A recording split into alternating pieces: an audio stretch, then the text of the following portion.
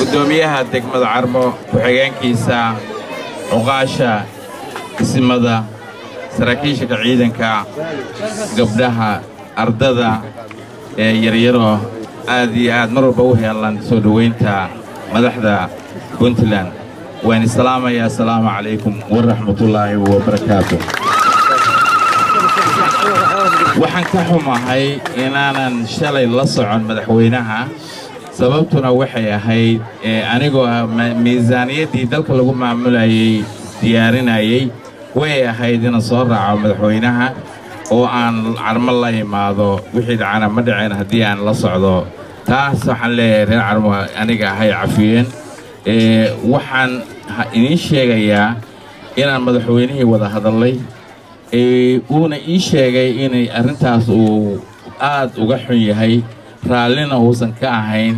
hortiinana uu ka bixiyey raalligelin uuna diyaar u yahay inuu ku soo noqdo Carmo markaanu isku arno Boosaaso anigoo ka cudur daaranaya maqnaashihii arrintaas madaxweynuhuna iga ballan qaaday ciddii arrintaa geysatay falkaas in la mariyo wixii ciqaab leeyihiin oo aan naxariis lahayn ayuu iga ballan qaaday aniguna aan ka qabanay waxaan idin sheegayaa inaysan madaxweynuhu arrintaas marnaba uusan ku talagelin diyaarna u ahaynu shacabka reer Puntland ama magaalooyinka Puntland uu kala qaybiyo ma aha nin aan hadda iigu horeyso waa niman hore u aqoon intuusan madaxda noqon reer Carmo waxaan ka raali gelinayaa mar koowaad iyo mar labaad iyo mar saddexaad arrintan waxaa ka dambeeyay dad aan jeclayn horumarka iyo isbeddelka Puntland oo iyagu ka shaqeeya sidaa darteed waxaanu ballan qaadaynaa haddaan nahay xukuumaddii aniguna ahay wasiirka koowaad ee maaliyadda inuu madaxweynuhu insha Allah soo noqon doono hortiinana wixii wada tashi ka samayn doono idinla tashan doono idinla qaybsan doono dareenkiina aad kaga aadan horumarka iyo cabashadiina oo aanu dhagaysanay oo runtii qadarin weyn u mudan waxaan leeyahay Puntland markii magaalada Carmo iyo shacabka reer Carmo la yiraahdo waa lafdhabartii Puntland waa dad shaqeeya oo shaqo jecel oo shaqeeya cashuurtana bixiya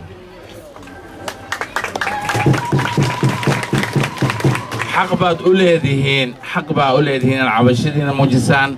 كم موجسانين هذه مظاهرات هاي هذه عط هاي لبضبة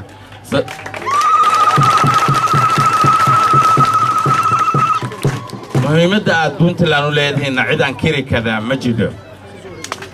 حتى داد important توا مهم نوع ومدة غير Puntland واحد أكتهين عن ناس الدولة Puntland aysan ka xumaanayn inay shacabku muujiyaan dareenkooda sababtoo ay tahay waxaad arkaysaan dawladdan waxay samaysay wasiir dhan bay u samaysay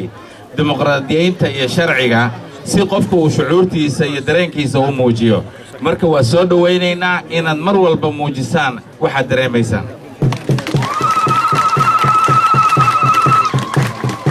maadaama aad tihiin lafdhabartii Puntland waxaan leeyahay yaan siyaasad layna ku qaybin waxaan leeyahay kuwa had iyo jeer jalaafaya horumarka Puntland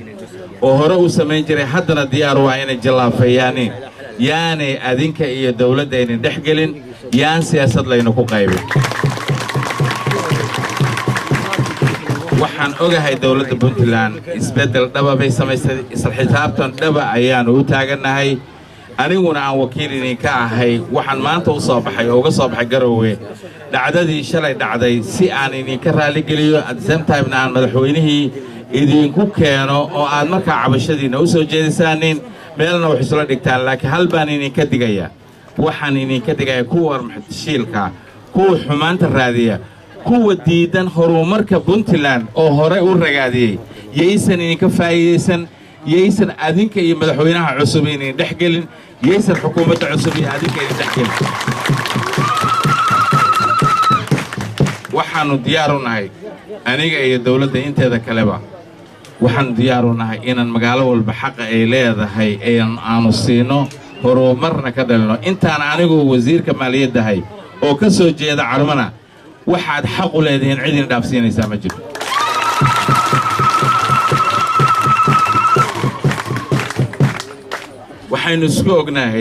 waxaynu isku ognahay inaynaan mucaarad shanta sano soo daran qarka laynoo dirin oo been laynoo sheegin oo mucaarad aan jirin layna ka dhigin markay meeshaan wax ka qabsan lahayn waxaynu u baahannahay inaynu gacmaha isqabsanno inaynu wada shaqayno inaynu bixinno cashuurta inaynu dalkeenna iyo dadkeenna u adeegno inaan ilaa aysan dhicin marnaba inay dawladda laydinka geliyo shaki waxaan idiin ballan qaadayaa wixii madmadow ee soo galay dawladda iyo shacabka reer Carmo inaan anigu mas'uul uga ahay iyo saaxiibadayda kale ee dawladda ku jira oo aan madaxweynaha keeni doona halkan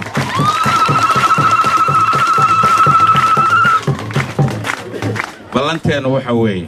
isku kalsoonaan iyo horumar iyo mar walbaba wixii cabasho ah oo ka dhaca meeshaan in la soo gudbiyo la soo gaarsiiyo dawladdu waa dawladdiinii waxay diyaar u tahay inay horumar samayso 16 sano jirsanay xaqiiqdan inii sheegayaa aniga markaan dawladda dhex galay aad baan uga niyad jabay sababtoo ay tahay wixii aan malaynayay in la qabtay 15 sano lama qaban wax waa la qabtay laakiin wixii loo baahnaa meeshii rabay in la gaarsiiyo Puntland lama gaarsiin haddana waxaanu diyaar u nahay aniga iyo madaxda kaleeta ee Puntland inay isbedel dhaba samayso inay gaarsiiso Puntland 5 sano soo socota haddii la eebeedmo meel ay hiigsanayso ay tahay meel fiican oo ka bedelan Puntland dii shalay waad mahadsantihiin aad baan idinku mahadcelinayaa waana inii soo noqonaynaa aniga iyo madaxweynihii iyo wasiiradii kala wada soconnaa ayaa insha Allah Carmo iman doona waa in la joogi doonaa way iswaraysan doonaa iska saara shakiga idin galay dhacdadaasna madaxweynuhu shaqana kuma lahayn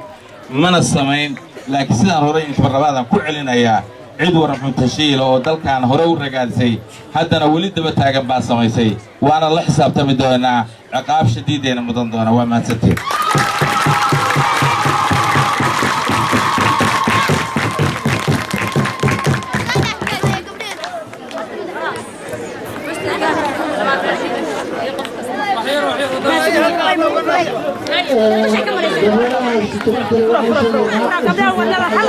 Gracias.